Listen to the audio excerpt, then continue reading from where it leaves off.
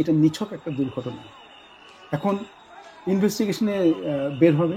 খুবই দুঃখজনক যে এটা একটা এমন একটা স্কুলের উপরে হয়েছে, এবং সময়টা যদি অন্য হতো, রাতে যদি হতো, ক্যাজুয়ালিটি এরকম হতো না। আমরা এটাকে বলি ফ্রেঞ্চ চিজ এফেক্ট আর কি, যেখানে সব চিত্রগুলি একসাথে মিলে গেছে।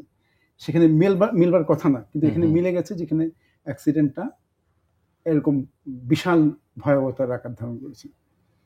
এটা নাও হতে পারতো।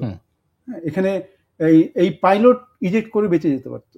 এগুলি সমস্ত কিছুই আমাদের শুধু ধ্বংসের দিকে গেছে আর কি। অনেকগুলি ফ্যাক্টর হয়তো মেলেনি, এগুলি সমস্ত কিছুই আলটিমেটলি চলে আসবে ইনভেস্টিগেশনের পরে।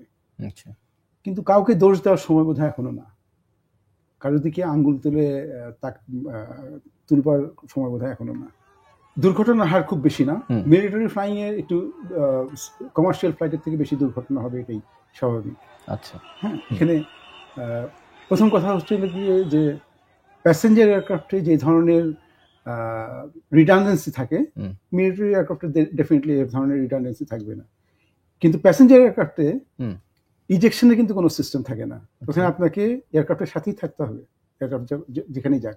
হ্যাঁ, এয়ারক্রাফটের থেকেই সেজন্য এখানে সেফটি বা রিডান্ডেন্সির ক্ষেত্রে অনেক বেশি ওয়াইড স্প্রেড আর কি সিস্টেমস থাকে।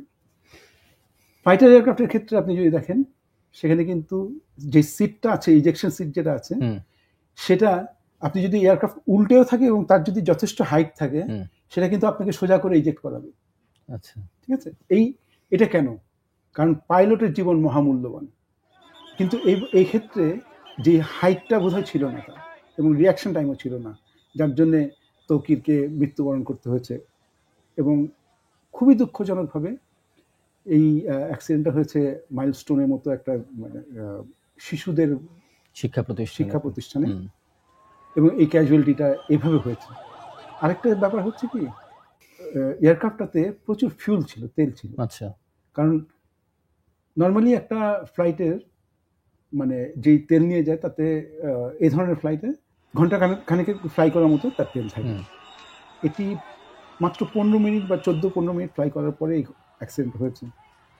তার মানে প্রচুর তেল ছিল। সমস্ত কিছু নেগেটিভ কন্ট্রিবিউট করেছে এখানে। এত ওয়াইড স্প্রেড হতো না যদি একেবারে শেষের দিকে অ্যাক্সিডেন্ট হতো। পাইলট হিসেবে আমার কোনো মানে উৎকণ্ঠা নেই, কোনো ধরনের মানে টেনশন বা এ ধরনের কিছু নেই। এখন